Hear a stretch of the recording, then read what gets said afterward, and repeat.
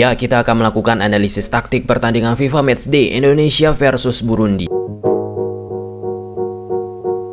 Di atas kertas, timnas Indonesia gunakan pola 1-3-4-2-1 atau 1-3-4-3, sedangkan Burundi gunakan pola 1-4-2-3-1 atau bisa berubah menjadi pola 4-3-3 di atas kertas.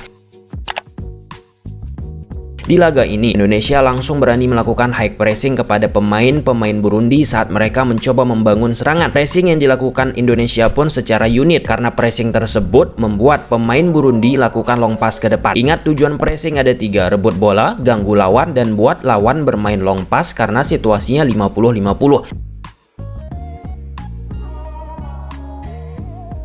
Pressing secara unit kembali dilakukan oleh pemain Indonesia. Double pivot Burundi yang di man marking oleh Rahmat Irianto serta McClough kesulitan untuk memprogresikan bola ke depan sehingga melakukan back pass ke belakang.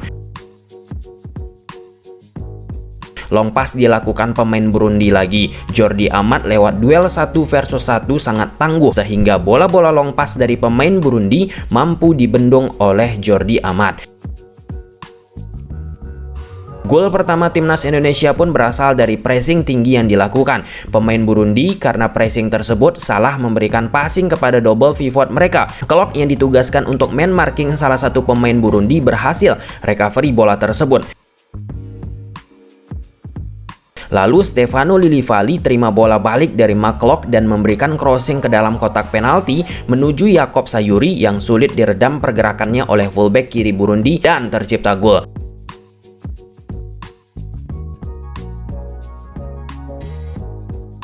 Tahukah kamu, 6 pertandingan terakhir timnas Burundi termasuk laga melawan Indonesia ini, titik lemah Burundi memang nyata. Mereka sulit untuk melakukan build up permainan di saat lawan melakukan pressing yang berujung kesalahan-kesalahan fundamental, dan itu sudah kita analisis lewat preview analisis sebelum laga ini berlangsung dan terjadi lagi di laga ini.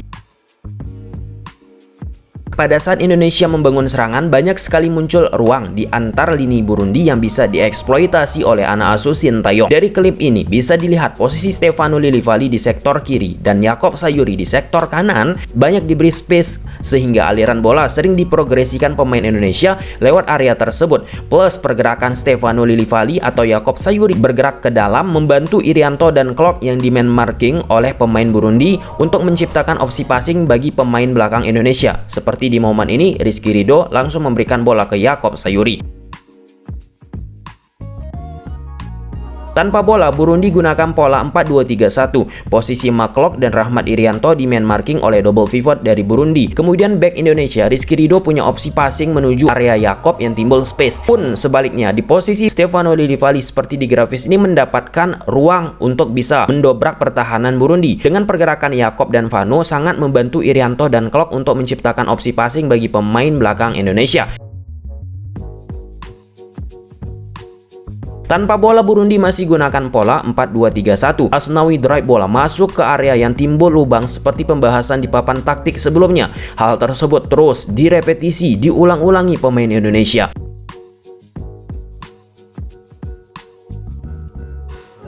Indonesia tarik pemain Burundi untuk menekan Indonesia, lalu kembali mengincar ruang yang muncul dari area yang ditempati oleh Yacob Sayuri. Problematika Burundi untuk jaga jarak antar lini ini memang menjadi kendala mereka di 6 pertandingan terakhir termasuk melawan Indonesia ini. Permainan memanfaatkan ruang kembali muncul, coba dimanfaatkan oleh pemain Indonesia lagi. Tanpa bola, lawan gunakan pola 4-2-3-1. Yacob Sayuri ikat fullback kiri dari Burundi untuk mengikutinya. Di sisi lain, Asnawi lakukan passing ke ruang antar lini tengah dan belakang Burundi yang diisi oleh Dendi Sulistiawan. Dan kombinasi dilakukan Dendi Sulistiawan dan Yacob Sayuri untuk masuk lebih ke dalam di saat fullback kiri Burundi sudah out of position. Yacob berhasil mendapatkan kesempatan untuk melakukan crossing menuju Vano Lillivali. Line defense Burundi yang sudah terbentuk 4 pemain di belakang, tetapi tetap mengalami kesulitan untuk baca situasi bola crossing Yacob Sayuri. Gagal lewat permainan open play untuk ciptakan gol. Gol kedua Indonesia pun berasal dari quick throw in dilakukan Pratama Arhat di saat Burundi sedang mencoba melakukan reorganisasi pertahanan. McClough terima bola dari Dendi Sulistiawan. Bek Burundi coba tutup passing clock menuju Dendi, namun tidak prima dan berhasil bola tersebut didapat pemain Indonesia. Tandokan Vano Lilivali berhasil ditepis kiper Burundi dan bolanya jatuh ke bek Burundi nomor 16 Colin, namun clearance tidak sempurna dan bisa direcovery bola tersebut oleh pemain Indonesia. Dalam tempo beberapa detik dari situasi gol kedua ini, pemain-pemain Burundi melakukan kesalahan-kesalahan dan bisa dimanfaatkan oleh pemain Indonesia.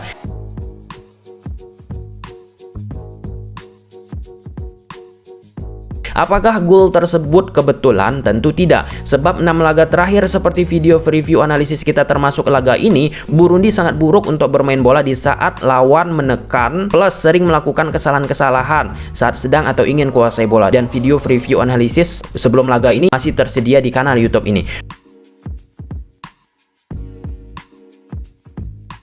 Burundi pun sangat fokus untuk menciptakan peluang dari memanfaatkan kesalahan-kesalahan pemain Indonesia saat memberikan passing atau kontrol bola. Di momen ini pemain Burundi rebut bola.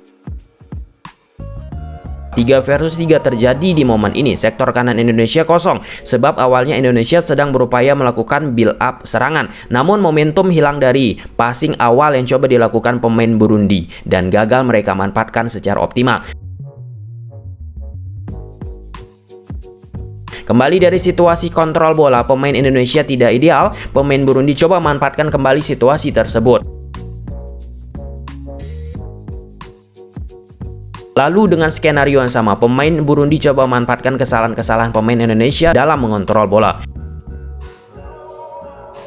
Bagaimana Burundi bisa menciptakan peluang dalam 6 pertandingan terakhir termasuk melawan Indonesia ini juga sudah kita analisis di video sebelum laga berlangsung, dan di laga ini mereka lakukan kembali. Di sisi lain rumput stadion menjadi salah satu juga kendala bagi pemain Indonesia. Tapi rumput juga sangat jelek, tidak terlalu mudah untuk main bola, tapi kita harus lebih pelan-pelan dengan main bola.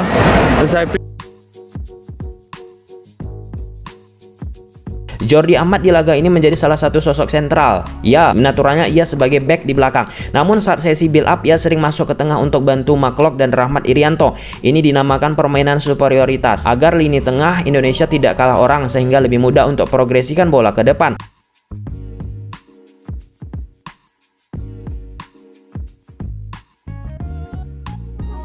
Sektor kiri Burundi yang sering dieksploitasi oleh pemain Indonesia coba ditekan oleh pemain Indonesia dari posisi clock yang memberikan passing menuju Yakob Sayuri.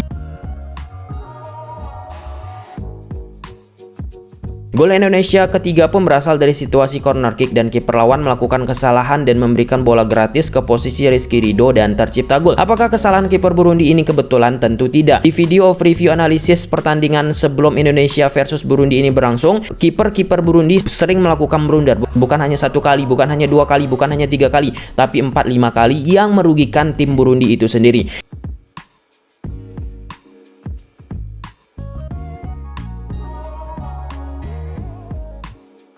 Di babak kedua, Indonesia mulai mengalami penurunan intensitas permainan, namun secara pattern play tetap coba dilakukan Indonesia seperti babak 1. Ruang muncul di area Vano Lilivali seperti klip awal yang kita bahas. Di samping itu, Jordi Amat pun masuk kembali ke area tengah untuk ciptakan lebih banyak pemain tengah Indonesia.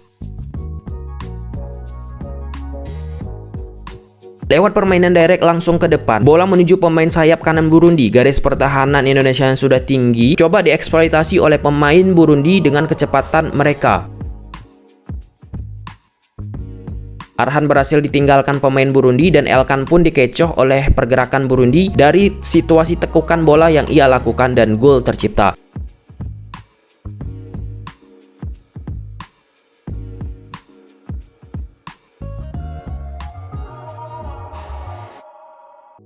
Skor 3-1, pattern play Indonesia coba dimainkan seperti biasa. Namun intensitas Indonesia jauh menurun dan itu disoroti oleh STY selesai laga dan meminta pemain Indonesia bermain lebih profesional sepanjang 90 menit.